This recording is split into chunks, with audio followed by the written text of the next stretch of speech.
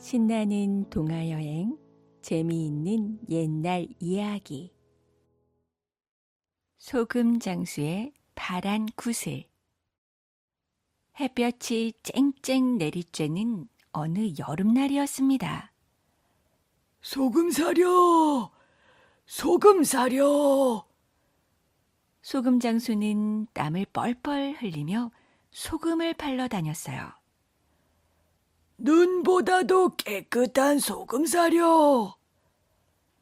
하지만 아무도 소금을 사러 나오지 않았습니다. 소금장수는 마을에서 가장 잘 산다는 최부잣집을 찾아갔어요. 부잣집이니 소금 쓸 일이 많을 거라고 생각했거든요. 소금 사려! 소금 사려! 하지만 최부자는 아주 심술맞은 사람이었습니다. 얘다 물벼락이다. 시끄럽게 굴어 내 단잠을 깨운 벌이다. 최부자가 담 너머로 물을 퍼부었어요. 차가워! 소금 장수는 그만 물을 흠뻑 뒤집어 쓰고 말았어요. 아이고, 이를 어쩐다. 소금이 다 녹았잖아. 소금 장수는 억울하고 분해서 가슴만 탕탕 쳤습니다. 아이고, 지난번엔 생선 장수에게 새똥을 퍼부어 생선을 못 팔게 만들더니 오늘은 물벼락이구먼. 마을 사람들이 소금 장수의 불쌍한 모습을 보고 한마디씩 했어요. 에이, 물벼락은 아무것도 아니라네. 거지가 오면 쪽박을 깨뜨리고 몽둥이로 두드려 벤다네. 고약한 사람 같으니라고 죄부자는 전벌을 받을 걸세. 그렇고 말고. 다음 날도 소금 장수는 소금을 팔러 다녔습니다. 소금 사려! 눈보다 더 깨끗한 소금 사려! 그날도 소금은 좀처럼 팔리지 않았어요. 소금 장수는 더위에 지쳐 잠시 쉴 곳을 찾았습니다. 마침 커다란 고목나무가 보여서 그 아래에 누웠다가 잠이 들고 말았죠. 소금 장수가 잠든 사이 고목나무 구멍에서 커다란 구렁이가 나왔습니다. 그러고는 혀를 날름거리며 소금 장수를 내려다보는 게 아니겠어요. 잠에서 깨어난 소금 장수는 구렁이를 보고 너무 놀라 벌떡 일어났어요. 그런데 구렁이는 아무 일도 없다는 듯이 구슬 하나를 툭 떨어뜨리고 스르르 나무 구멍으로 들어가 버렸죠. 이게 뭘까? 소금 장수는 구렁이가 준 파란 구슬을 이리저리 살펴보다가 주머니에 넣었습니다. 쉬었으니 이제 일을 또 해봐야지. 그러고는 소금 장수는 또다시 소금을 팔러 다녔어요. 소금 사려! 소금 사려! 소금 장수. 한 아주머니가 소금 장수를 부르며 집에서 뛰어나왔습니다. 그런데 아주머니는 바로 앞에 서 있는 소금 장수를 두고 두리번거리는 거예요. 이상하다. 방금 소금 장수 소리가 났는데. 소금 장수는 아주머니 눈앞에서 손을 흔들어 보았죠. 하지만 아주머니는 소금 장수가 전혀 보이지 않는 듯 멀뚱멀뚱 갸웃갸웃 하더니 도로 집으로 들어가 버렸어요. 그제야 소금 장수는 파란 구슬이 생각났습니다. 이것 때문이구나. 예로부터 구렁이가 주는 물건은 신비한 힘을 지녔다는 말이 있었거든요. 소금 장수는 구렁이가 준 구슬이 사람의 모습을 감추게 하는 요술구슬이라는 것을 깨달았죠. 그 길로 소금 장수는 채부잣집으로 달려가 대문 앞에서 소리쳤습니다. 소금 사려! 눈보다 더 깨끗한 소금 사려! 아니나 다를까 채부자가 또 물을 퍼부으려고 나왔어요. 그런데 소금 장수가 보이지 않는 거였죠. 소금 장수는 대문 안으로 슬그머니 들어가 채부자 머리에 알밤을 한 대 먹였습니다. 아이고, 아파라. 채부자는 머리를 싸고 두리번거렸지만 저쪽 마당에서 빚이라는 머슴 말고는 주위에는 아무도 없었어요. 에이, 이상하네. 소금 장수는 웃음을 참으면서 두어 대 알밤을 더 주었죠. 소금 장수는 채부자의 방에 성큼성큼 들어가 금괴를 들고 나왔어요. 이건 소금값으로 대신 가져가는 거야. 내 귀한 소금을 녹게 했으니 값을 내야지. 소금 장수는 금괴 덕에 부자가 되었습니다. 하지만 인정 많은 소금 장수는 가난한 사람들을 찾아서 두루두루 도와주었어요. 소금 장수가 부자가 되었다는 소문은 멀리 멀리 퍼져나갔습니다. 어느 날 이웃 마을에 사는 욕심쟁이 영감이 찾아왔죠. 이보게, 어떻게 부자가 되었는가? 그 영감은 남에게 베풀 줄을 모르는 사람이었어요. 소금 장수는 욕심쟁이 영감이 사흘 밤낮을 쫓아다니며 묻자 할 수 없이 부자가 된 까닭을 말해주었습니다. 욕심쟁이 영감은 얼씨구나 한달음에 고목나무 아래로 달려갔어요. 그리고 그 아래에 누워서 자는 척을 했죠. 그러자 얼마 안 돼요. 정말 고목나무 구멍에서 구렁이가 얼굴을 내밀더니 무엇인가 툭 떨어뜨리고 사라지지 뭐예요.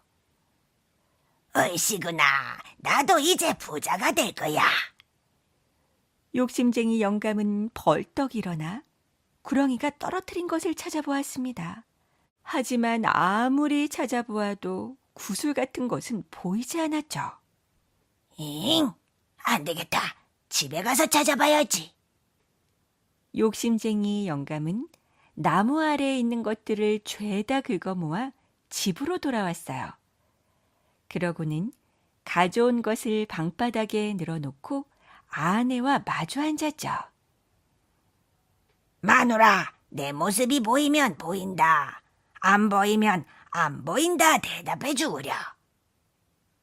욕심쟁이 영감은 먼저 돌멩이를 집어들었습니다. 어때? 내가 보이나? 아내가 대답했죠. 참 보여요. 그러자 다시 풀뿌리를 하나 들고서 물었어요. 보이나? 나원 보여요. 그러자 다른 것을 골라 잡고서 또 물었죠. 이번에는 보여. 아휴, 보여요. 이렇게 묻고 대답하느라 밤을 꼬박 새고 말았습니다. 꽃기요, 새벽닭이 울었어요. 아내는 너무 졸려 꾸벅꾸벅 졸았죠. 보이나? 욕심쟁이 영감이 솔방울을 들고 물었어요. 아내는 졸립고 귀찮아서 거짓말을 했습니다. 아휴, 안 보여요. 그 말에 욕심쟁이 영감은 신바람이 나서 솔방울을 갖고 채부자 집으로 달려갔죠. 그러더니 채부자가 있는 방으로 성큼성큼 들어가 금괴를 번쩍 들고 나왔어요. 채부자는 그것을 보고 소리를 질렀습니다. 도둑이야! 도둑놈 잡아라! 욕심쟁이 영감은 깜짝 놀라 금괴를 떨어뜨리며 물었어요. 내가 보이나? 그래 보인다 이놈아. 결국 욕심쟁이 영감은 채부잣집 머슴들에게 실컷 얻어맞고 쫓겨났답니다. 주머니 속 이야기 귀신. 옛날 한 부잣집에 꼬마 도령이 살았습니다. 도령은 이야기를 아주 좋아했어요. 그래서 틈만 나면 사람들한테 졸라대곤 했죠. 할아버지 이야기 하나만 해주세요. 네? 그 다음엔 할머니 차례예요. 그런데 도령은 한 가지 이상한 버릇을 가지고 있었습니다. 재미있는 이야기를 들을 때마다 허리에 차고 다니던 주머니에 대고 종알종알 들은 이야기를 다시 하는 거예요. 그러고 나서 주머니를 얼른 꽁꽁 묶어버렸죠. 이야기 하나 또 벌었다. 하고 좋아하면서 말이죠. 하지만 도령은 남의 이야기를 듣기만 하고 들은 이야기를 남한테 해주지는 않았습니다. 그러니까 한번 주머니 속에 들어간 이야기들은 다시는 바깥으로 나오지 못한 거죠. 어느덧 세월이 흘러 도령이 장가를 들게 되었어요. 그런데 혼인 전날 밤의 일이었죠. 마당쇠라는 하인이 아궁이에 불을 떼고 있는데 어디서 소곤소곤거리는 소리가 들려왔습니다. 아무도 없는데 어디서 나는 소리까? 마당새는 귀를 쫑긋 세우고 주위를 살폈어요. 그랬더니 세상에 벽에 걸려있는 도령의 이야기 주머니 속에서 말소리가 흘러나오는 게 아니겠어요. 이것들 봐. 도령이 내일 장가를 간다는데 이대로 있을 수는 없잖아. 우리를 주머니에 가둬서 굶겨 죽인 분풀이를 해야지. 맞아! 박수 소리가 짝짝짝 터져 나왔습니다. 내일 신랑이 말을 타고 신부 집으로 갈 때 나는 먹음직스러운 산딸기가 돼서 길에서 기다릴게. 그래서 나를 따먹으면 죽게 할 거야. 그러자 다른 이야기 귀신이 말을 받았죠. 만약 네가 실패하면 나는 맑은 옹달샘이 돼서 기다릴게. 나를 한 모금이라도 마시면 죽을 거야. 그러자 또 다른 이야기 귀신이 말했어요. 만약 너도 실패하면 이번엔 내 차례야. 신랑이 신부 집에 도착하면 말에서 내려 집단을 밟잖아. 나는 독침이 돼서 집단 속에서 기다리다가 신랑의 발을 콕 찔러버릴 거야. 그런데도 도령이 살아난다면 그땐 우리 모두 실뱀이 돼서 비단 이불 속에서 기다리는 거지. 마당새는 온몸에 소름이 오싹히 쳤습니다. 큰일 났네. 이를 어쩌지? 다음 날 아침 마당새는 도령에게 마구 떼를 쓰기 시작했어요. 도련님, 제가 모시고 가게 해주세요. 마부는 돌쇠 가기로 하지 않았느냐? 너는 집에서 잔치 준비나 하거라. 안 돼요. 제가 꼭 가야만 해요. 제발 같이 가게 해주세요. 예? 그거 참. 마당새는 마침내 허락을 받을 수 있었어요. 드디어 혼인 행렬이 신부 집을 향해 길을 떠났습니다. 들길로 접어들어 얼마쯤 갔을 때였죠. 길가에 빨간 산딸기가 탐스럽게 익어가고 있었어요. 참 먹음직스럽구나. 마당새야, 저 산딸기 좀 따다오. 도령이 말했습니다. 도련님은 이제 어른이세요. 먼지 묻은 산딸기 같은 걸 잡수시면 안 된다고요. 마당새는 말고삐를 당겨 얼른 지나쳐버렸습니다. 햇볕이 내리쬐는 길을 한참 가다 보니 도령의 이마에 땀방울이 송글송글 맺혔어요.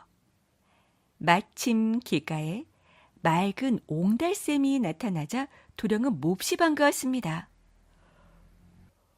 목이 마르던 참인데 잘됐다. 마당새야, 물 한 바가지만 떠다오. 안 돼요. 신부댁에서 모두 기다리고 계실 텐데 서둘러 가야죠. 마당새는 말 엉덩이를 철썩 두드리면서 그것도 그냥 지나쳤습니다. 드디어 신부 집에 도착했어요. 마당새는 신랑이 탄 말을 집단 곁에 세웠죠.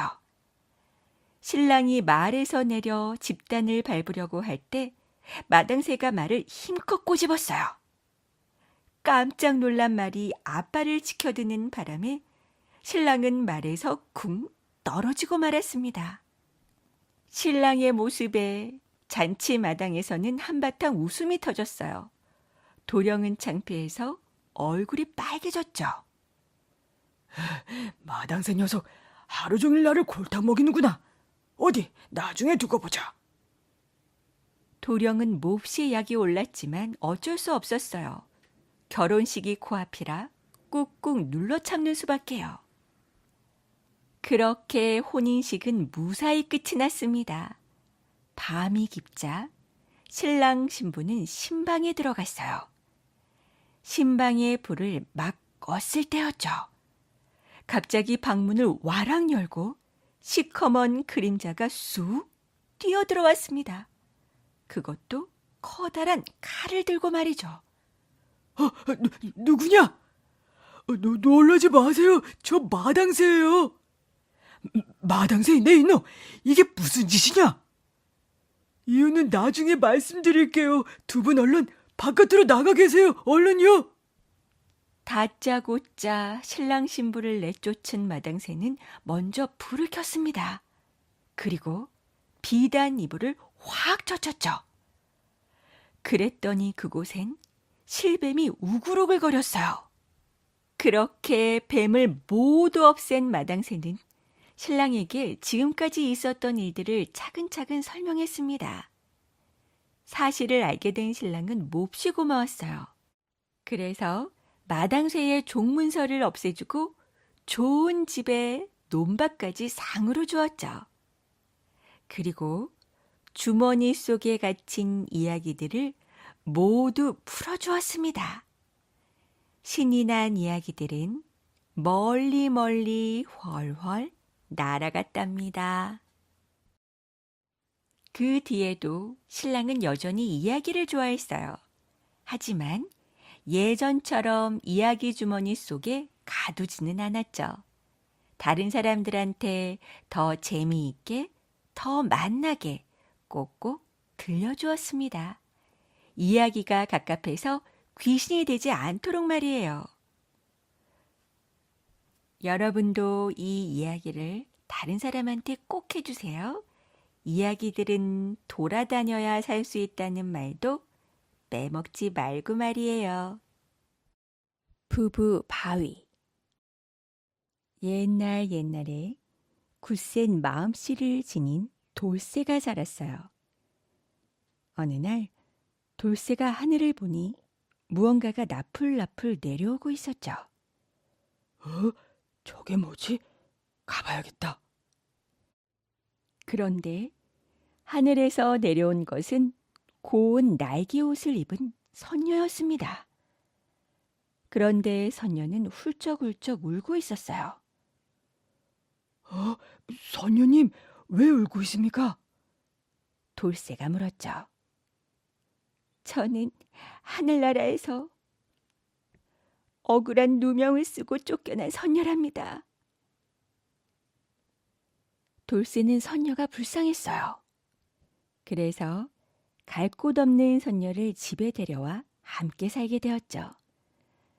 돌쇠는 마음씨 고운 선녀가 조금씩 좋아지기 시작했습니다. 선녀님, 저와 혼인해 주겠습니까?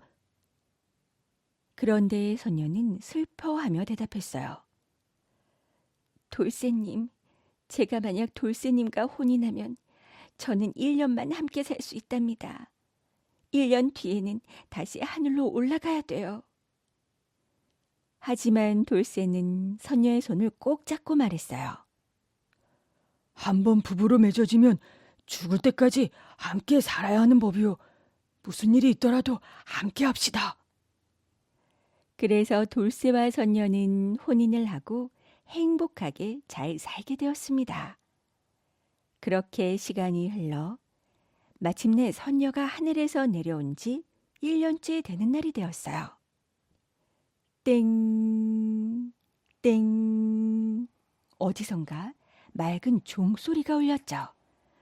선녀는 벌벌 떨며 돌쇠에게 말했습니다. 하늘에서 저를 부르는 소리랍니다. 선녀는 무서워서 벌벌 떨며 돌쇠에게 안겼어요. 돌쇠는 선녀를 꼭 끌어안고 대답했죠. 걱정 마시오. 나는 절대로 당신 곁을 떠나지 않을 거요. 바로 그때 화가 잔뜩 난 옥황상제의 목소리가 들려왔어요. 죄를 뉘우치라고 했거늘 감히 인간과 함께 살고 있다니. 괘씸한 지고 너희들을 가만히 두지 않겠다. 옥황상제는 소리를 버럭 지르더니 선녀와 돌쇠에게 벼락을 내렸습니다. 돌쇠와 선녀는 피할 길도 없이 그만 벼락에 맞아 그 자리에서 돌로 변해버렸어요. 하지만 무서운 벼락도 돌쇠와 선녀를 갈라놓을 수는 없었죠. 지금까지도 그 둘은 헤어지지 않고 부부바이로 함께 있답니다. 옛날 어느 깊은 산골에 마음씨 착한 나무꾼이 홀어머니를 모시고 살았습니다. 나무꾼은 매일 산에 가서 나무를 해다가 마을에 내려가 팔았어요. 가난한 살림이지만 나무꾼은 효성이 지극해서 산 아래 마을까지 소문이 자자했습니다. 얘야, 오늘은 나무를 아주 많이 했구나. 나무를 한 짐 가득 해오는 아들을 맞으며 어머니가 말했어요. 네, 어제보다 좀 많이 했어요. 아마 돈을 더 받을 수 있을 거예요. 어머니, 뭐 잡수고 싶은 거 없으세요? 글쎄다. 생선이나 좀. 네, 그럼 생선을 사다 드릴게요. 저녁 때 나무꾼은 나무를 판 돈으로 어머니가 좋아하시는 생선을 사가지고 돌아왔습니다. 어머니, 생선을 사왔어요. 그래, 고맙다.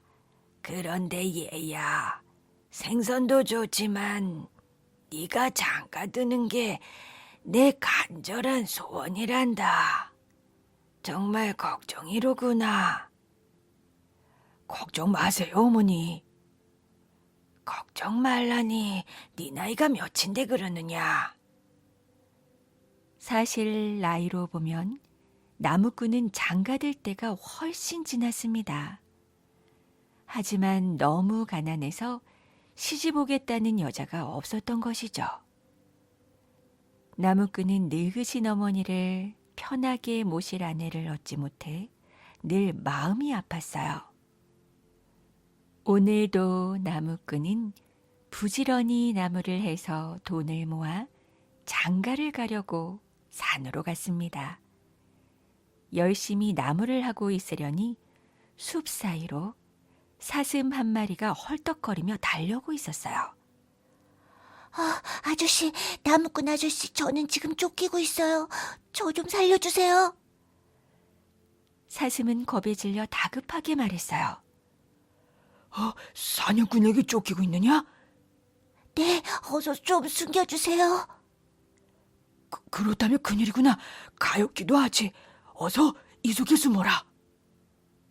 사슴의 딱한 사정 이야기를 듣고 나무꾼은 재빨리 사슴을 나무더미 속에 숨겨주었어요. 사슴이 보이지 않도록 나뭇가지로 잘 덮은 다음 나무꾼은 아무렇지도 않은 듯 다시 나무를 하기 시작했습니다. 잠시 후 사슴이 나타났던 쪽에서 활을 든 사냥꾼이 급히 달려왔어요. 여보셔, 나무꾼 양반. 혹시 이리로 도망치는 사슴 한 마리 보지 못했어? 사냥꾼이 나무꾼에게 물었어요. 그 사슴 말인가요? 무엇인가 쫓기는 것 같던데 저를 보고는 깜짝 놀라더니 저쪽으로 달아났습니다. 고맙소.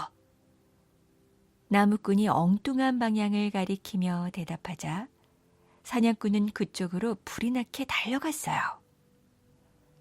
됐다. 사냥꾼이 저쪽으로 갔으니 이제는 안심하고 나와도 된다. 사슴은 나무더미를 헤치고 밖으로 나왔습니다. 목숨을 구해주셔서 정말 고맙습니다. 정말 고맙습니다. 사슴은 나무꾼에게 몇 번이고 고개를 숙이며 인사를 했어요. 아저씨, 저는 아저씨 덕분에 목숨을 건졌으니 아저씨께 은혜를 갚고 싶어요. 그러니 무엇이든 소원 한 가지를 말씀해 주시면 제가 꼭 들어드리겠어요. 나무꾼은 사슴의 말을 듣고 무슨 소원을 말하면 좋을까 하고 곰곰이 생각해 보았습니다. 이윽고 나무꾼이 말했어요. 네가 정말 내 소원을 들어준다면 그럼 말아마. 사실 난 이 나이가 되도록 장가를 못 갔단다. 어머니를 잘 모실 자만색 씨를 만나 장가를 갈 수 있게 해다오. 그 소원을 들어드릴 테니 제 말대로 하세요. 이 산꼭대기에 연못이 있죠? 오늘 밤 선녀들이 내려와 연못에서 목욕을 할 거예요. 선녀들이 목욕을? 네, 그때 숨어 있다가 선녀의 날개옷 한 벌을 감추세요. 날개옷이 없는 선녀는 하늘로 돌아가지 못할 테니 그 선녀를 아내로 삼으세요. 나무꾼은 꿈을 꾸고 있는 것만 같았습니다. 사슴은 나무꾼에게 꼭 지켜야 한다면서 한 가지 덧붙였어요. 그 선녀를 아내로 삼은 뒤에 아기 셋을 낳기 전에는 절대 날개옷을 돌려주시면 안 됩니다. 그렇게 부탁의 말을 남기고 사슴은 어디론가 사라져버렸어요. 그날 밤 나무꾼은 사슴이 말한 대로 산꼭대기에 있는 연못으로 갔습니다. 연못에서는 과연 아름다운 선녀들이 목욕을 하고 있었어요. 내가 꿈을 꾸는 건 아니겠지? 나무꾼은 선녀들을 정신없이 바라보다 문득 사슴의 말을 생각하곤 나뭇가지에 걸려있는 날개옷 한 벌을 감추었습니다. 바위 뒤에 숨어서 엿보고 있으려니 목욕을 끝마친 선녀들이 연못에서 나와 차례차례 옷을 입기 시작했어요. 내 날개옷이 없어졌네. 한 선녀가 놀라서 소리쳤죠. 날개옷이 없다니 막내야, 그게 무슨 소리니? 아무리 찾아도 날개옷이 보이지 않아요. 하늘로 올라갈 시간이 다 되었어. 당황하지 말고 어서 잘 찾아봐. 어쩌면 좋아? 난 몰라. 막내 선녀는 끝내 울음을 터뜨렸습니다. 잠시 후 시간이 다 되자 다른 선녀들은 하늘로 올라가고 말았어요. 그제서야 나무꾼은 숨어있던 바위 뒤에서 나왔죠. 그리고 슬프게 울고 있는 선녀에게 다가가 말을 걸었어요. 저 선녀님, 당신은 누구시죠? 선녀는 깜짝 놀라 물었어요. 선녀님 너무 놀라지 마십시오. 저는 저 아랫마을에 사는 총각입니다. 사실은 제가 선녀님의 날개옷을 감추었습니다. 날개옷이 없어서 하늘로 올라가지 못할 바에야 저의 아내가 되어주십시오. 제발 제 부탁을 들어주십시오. 소원입니다. 그리고 나무꾼은 자신의 사정 이야기를 들려주었어요. 나무꾼의 이야기를 듣고 선녀는 잠시 생각에 잠겨 있더니 마침내 고개를 끄덕였습니다. 좋아요. 당신의 아내가 되겠어요. 선녀님 고맙습니다. 당신의 착한 마음씨와 지극한 효성에 마음이 끌린 거랍니다. 그리하여 나무꾼과 선녀는 어머니를 모시고 행복하게 살게 되었습니다. 그동안 선녀는 예쁜 아기를 둘 낳았어요. 어쩌면 이렇게 예쁠까? 당신을 닮았구려. 당신을 더 많이 닮았어요. 나무꾼과 선녀는 참으로 행복했습니다. 하지만 선녀는 가끔 하늘나라를 그리며 슬픔에 잠겼죠. 그러던 어느 날 선녀가 나무꾼에게 물었습니다. 당신은 내 날개 옷을 아직 가지고 계시죠? 그렇소만 그건 왜 묻는 거요? 그냥 한번 보기만 하면 안 될까요? 그 시절이 너무 그리워서 그래요. 그건 안 돼요. 나무꾼은 고개를 저었으나 선녀는 단념하지 않고 애원했습니다.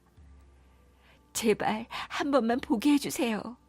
아이가 둘이나 되는데 제가 어떻게 하늘나라로 올라갈 수 있겠어요? 그럼 할 수 없군. 자, 여기 있어. 제 날개옷. 그렇게 선녀가 날개옷을 잡는 순간 이상한 일이 생겼습니다.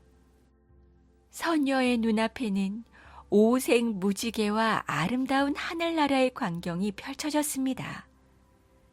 선녀가 날개옷을 입는 순간 선녀의 머릿속은 온통 하늘나라 생각으로 꽉 찼어요. 나무꾼의 아내라는 것도 잊어버렸죠. 선녀는 두 아이를 한 팔에 하나씩 안더니 하늘로 날아올랐습니다. 여보, 안 돼요, 여보. 당신이 어떻게 그럴 수 있어? 아이들까지 데리고 가면 나는 어떻게 살란 말이오? 나무꾼은 선녀를 따라가며 목이 터질 듯이 소리쳤습니다. 하지만 그토록 다정했던 선녀 아내는 한마디 대답도 없이 하늘나라로 훨훨 날아가 버렸어요. 나무꾼은 그제서야 후회했습니다. 사슴이 일러준 대로 아이 셋을 낳을 때까지 날개옷을 주지 말았어야 했어. 모두가 내 잘못이야. 사랑하는 아내와 귀여운 아이들을 한꺼번에 잃은 나무꾼은 슬픔에 잠겼어요. 나무꾼은 선녀가 원망스럽기도 했지만 그 생각은 잠시뿐이고 그럴수록 선녀와 아이들이 더 보고 싶어졌습니다. 아이들은 잘 자라고 있을까? 아내는 혹시 나를 까맣게 잊은 것은 아닐까? 나무꾼은 산에 가서도 나무는 하지 않고 멍하니 하늘만 쳐다보는 때가 많았습니다. 오늘도 나무꾼은 일손이 잡히지 않아 나무를 하다 말고 땅바닥에 털썩 주저앉아 신세 한탄을 하고 있었어요. 그때 누군가 등 뒤에서 말했죠. 나무꾼 아저씨, 너무 슬퍼하지 마세요. 소리 나는 쪽을 돌아보니 전에 자기가 구해준 그 사슴이었습니다. 사슴이었구나. 제발 나를 좀 도와다오. 나무꾼은 사슴에게 그동안의 일을 모두 이야기했어요. 오늘 밤 그 연못에 가면 하늘에서 두레박이 내려올 것입니다. 날개옷을 도둑 맞은 뒤로는 선녀들이 두레박으로 목욕물을 길어서 올리게 되었거든요. 그 두레박에 올랐다면 하늘로 갈 수 있어요.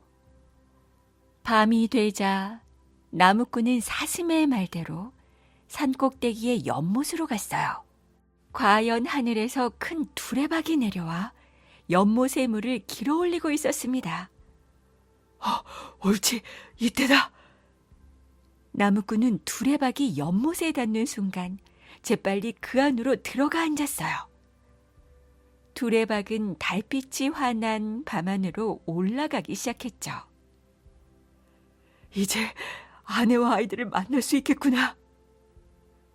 두레박은 계속 하늘로 올라갔습니다. 아래를 내려다보니 온 세상이 장난감처럼 작게 보이고 눈앞이 어질어질했어요. 하지만 아내와 아이들을 만날 생각에 나무꾼은 마냥 기쁘기만 했습니다. 한참 뒤에 나무꾼은 하늘나라에 닿았어요. 나무꾼은 하늘나라의 아름다운 경치에 취해서 사방을 두리번거리고 있었죠. 아니 여보, 어떻게 여기까지 오셨어요? 아빠, 선녀와 두 아이가 달려나왔습니다. 나무꾼 가족들은 얼싸안고 기뻐했어요. 다들 너무 보고 싶었어. 미안해요 여보. 그렇게 떠나와서 당신이 얼마나 보고 싶었는지 몰라요. 집과 어머님도 걱정스러웠고요. 하느님은 나무꾼 가족들의 사랑에 감동해서 나무꾼을 하늘나라에서 살도록 허락했습니다. 하늘나라에서 꿈에도 그리던 아내와 두 아이들과 함께 살게 된 나무꾼은 더할 수 없이 행복한 나날을 보냈어요. 하지만 시간이 흐르면서 나무꾼은 차츰 걱정이 되었습니다.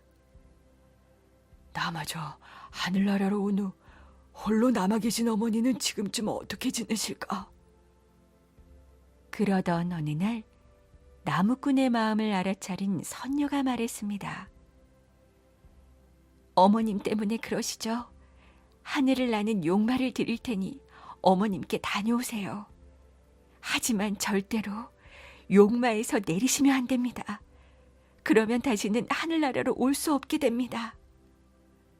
알겠소. 내 빨리 다녀오리다. 제가 드린 말씀 잊어버리지 마시고 꼭 조심히 다녀오세요. 나무꾼은 선녀와 아이들의 배웅을 받으며 용마를 타고 땅으로 내려갔습니다.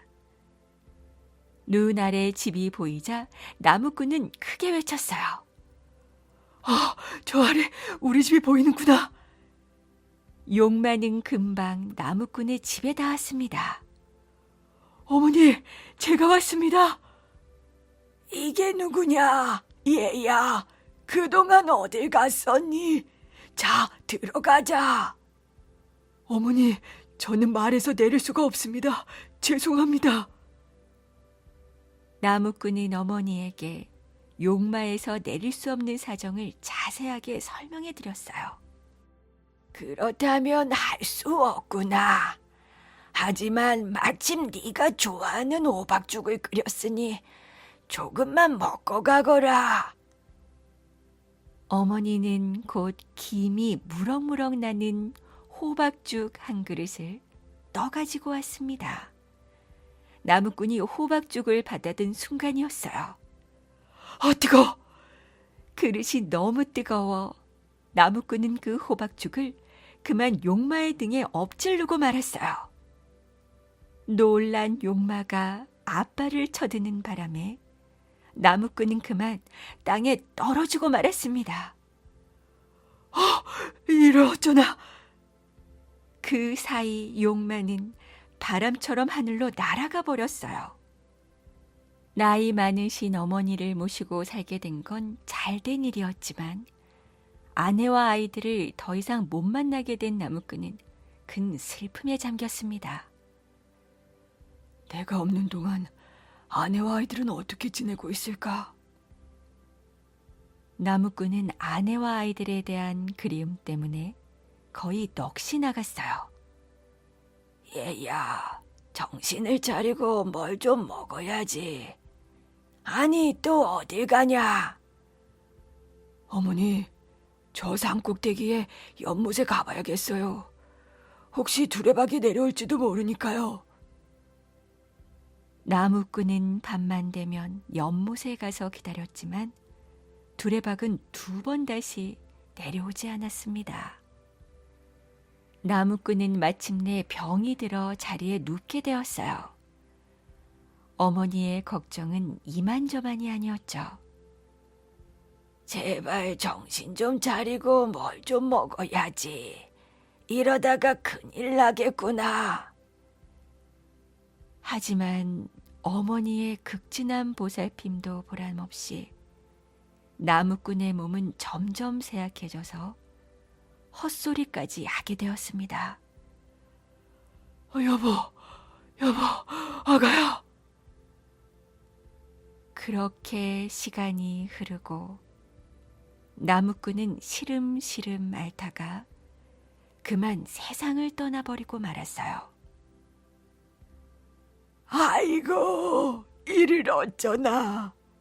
나를 두고 네가 먼저 가면 나는 어떻게 산단 말이냐. 어머니는 통곡을 했습니다. 나무꾼이 죽고 나자 어디선가 수탉 한 마리가 나타났어요. 그 수탉은 나무꾼의 집 지붕 위에 올라가 날마다 목을 길게 빼고 울었어요. 웬 닭이 저리 구슬프게 운담. 그 수탉이 나무꾼의 넋인 줄 모르는 어머니가 중얼거렸습니다. 그 이후로 수탉들은 모두 높은 곳에 올라가 하늘을 바라보며 울게 되었습니다. 그것은 하늘 가까이에서 선녀와 아이들을 부르고 싶어 했던 나무꾼의 넋이 수탉들에게 전해졌기 때문이라고 한답니다. 먼 옛날 한반도 남쪽 진안 땅에 6마을이 있었습니다. 6마을에는 각각 촌장이 있어서 마을을 이끌었어요. 6촌장은 중요한 일이 생길 때마다 다 함께 모여 회의를 했죠. 이때 아주 중요한 규칙이 하나 있었습니다. 어떤 문제에 대해 결정을 내리려면 반드시 6촌장이 모두 찬성해야 했어요. 6마을이 사이좋게 지내려면 어느 한 마을도 불만이 없어야 됐으니까요. 그래서 한 촌장이라도 반대하면 아무리 좋은 의견일지라도 따르지 않았답니다. 그러던 어느 날 6마을 촌장들이 알천 언덕에 모였습니다. 지금 우리에게는 왕이 없어서 사람들이 모두 제멋대로 살고 있습니다. 하루바삐 덕이 높은 사람을 찾아 왕으로 모시는 게 어떨까요? 좋습니다. 어서 훌륭한 왕을 모십시다. 그때 한 촌장이 고개를 갸웃거리며 말했어요. 누구를 왕으로 모시면 좋을까요? 순간 6촌장은 입을 꾹 다물어버렸죠. 바로 그때 고호촌의 촌장 서벌공은 멀리 양산 기슭에서 빛이 나는 것을 보았습니다. 가만히 살펴보니 흰말이 꿇어앉아 절을 하고 있지 않겠어요. 아이고, 여러분, 양산으로 가봅시다. 뭔가가 있어. 6촌장은 양산으로 헐레벌떡 달려갔어요. 촌장들이 나정 우물가에 이르자 말은 울면서 하늘로 올라갔어요.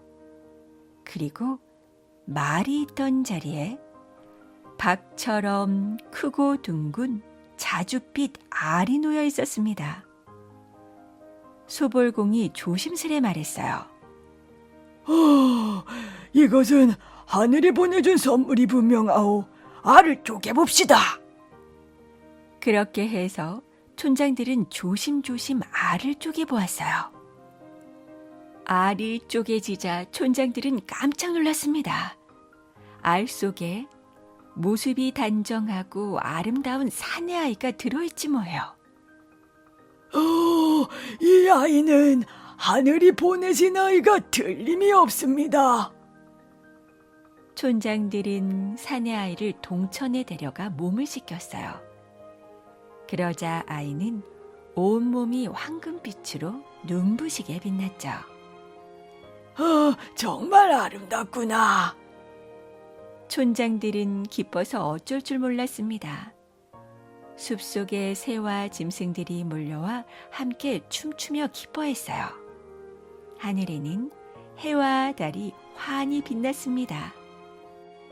이 아이의 이름을 혁거세로 합시다. 박처럼 둥근 알에서 나왔으니 성은 박으로 하고요. 그가 좋습니다. 박역거새는 무럭무럭 자라났어요. 곧 사람들이 우러러 봐야 할 정도로 키가 커졌죠. 또 머리가 좋아서 하나를 가르쳐주면 열을 알았습니다. 혁거새가 10살 남짓 되었을 즈음 어른들보다 훨씬 어질고 지혜로웠어요. 과연 하늘이 내려보내신 분입니다. 그럼요. 누가 뭐래도 장차 우리 왕이 되실 분인걸요. 박역거새가 13살이 되자 사람들은 박역거새를 거서관으로 모시고 나라를 세웠어요. 나라 이름을 서라벌이라고 지었죠. 그때가 기원전 57년의 일이랍니다.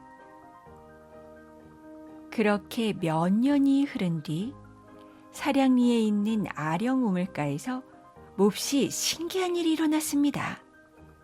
한 할머니가 아령 우물가에서 나무를 씻고 있는데 갑자기 주변에서 안개가 피어올랐어요.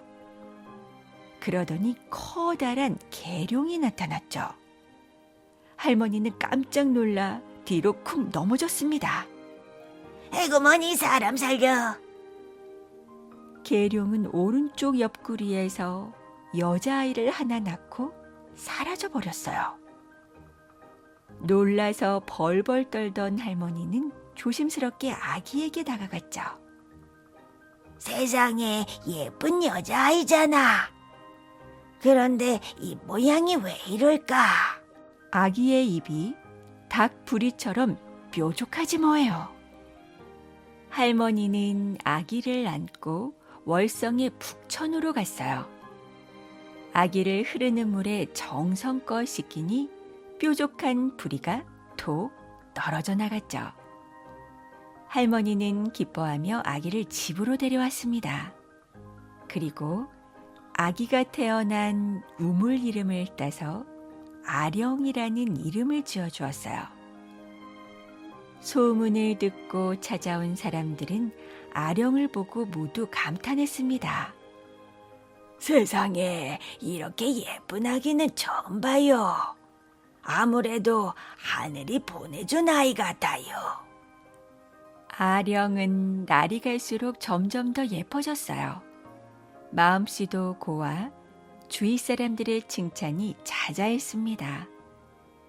아령에 대한 소문은 서랍을 곳곳에 널리 퍼졌어요. 물론 혁거새 거서관과 6촌장도 이 소문을 들었습니다. 아령이라는 아가씨가 지혜롭고 어질다고 합니다. 왕비로 모시는 것이 어떨까요?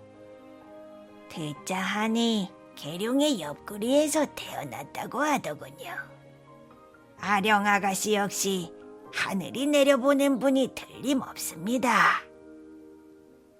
그리하여 혁거새 거서관은 아령을 왕비로 맞았어요. 6촌장도 아령을 왕비로 모셨습니다.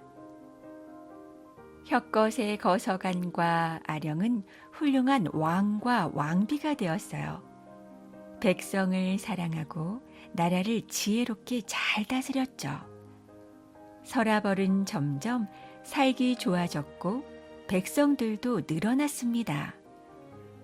서라벌이 살기 좋다는 이야기를 듣고 사람들이 모여들었거든요. 왕과 왕비님 덕분에 정말 살기가 좋아졌어. 역시 두 분은 하늘이 보내주신 분들이에요. 서라벌 사람들은 혁거새 거서관과 아령을 두 성인이라고 부르며 존경했습니다. 기원전 41년 혁거새 거서관과 아령은 큰 계획을 세웠어요. 직접 백성들을 만나 이야기를 나눠봅시다. 그러면 그들에게 무엇이 필요한지 알 수 있을 거요. 혁거새 거서관과 아령은 나라 곳곳을 다니며 백성들을 만났어요. 외진 곳에 사는 백성들은 여전히 가난했습니다. 혁거새는 그들에게 농사를 잘 짓는 법을 가르쳐 주었죠. 그 덕분에 사람들은 앞선 기술로 농사를 잘 지을 수 있게 되었어요. 한편 아령은 여인들에게 누에를 치는 법을 가르쳐 주었어요. 이제 사람들은 누에를 쳐서 뽑아낸 실로 고운 옷을 지어 입을 수 있게 되었습니다. 서라벌이 있는 진앙 땅 옆에는 변한 땅이 있었어요. 기원전 39년 변한 땅에 있는 작은 나라에서 혁것의 거서관을 찾아왔습니다. 저희는 백성수가 적고 힘이 약해 나라를 지키기가 어렵습니다. 나라를 바칠 테니 저희를 받아주시옵소서. 혁것의 거서관은 기꺼이 승낙했어요. 변한 땅은 예로부터 철광석이 매우 많이 묻혀있는 보물 창고나 다름없는 땅이었거든요. 아, 하늘이 우리 서라벌을 도와주시는구나. 혁것의 거서관은 철광석을 캐어 튼튼한 농기구를 만들었습니다. 기원전 28년 낭랑이 서라벌 국경을 넘어 쳐들어왔습니다. 낭랑 군사들은 국경 근처 마을을 보고 깜짝 놀랐어요. 아니, 이 나라에는 도둑도 없나? 밤중에 문을 활짝 열어놓았네. 논마다 낯가리가 잔뜩 쌓여 있어. 아무도 훔쳐가지 않나 봐. 이 나라 사람들은 하늘의 뜻대로 바르게 사는 사람들이 분명해. 이런 사람들을 해치면 천벌을 받을 거야. 결국 낭랑 군사들은 스스로 물러났습니다. 서라벌 사람들의 선한 마음이 나라를 지켰던 것이죠. 한편 서라벌이 점점 크고 강해지자 욕심을 부리는 사람들이 생겼어요. 마한을 공격해서 땅을 더 넓혀야 합니다. 하지만 혁것의 거서관은 고개를 절레절레 저었죠.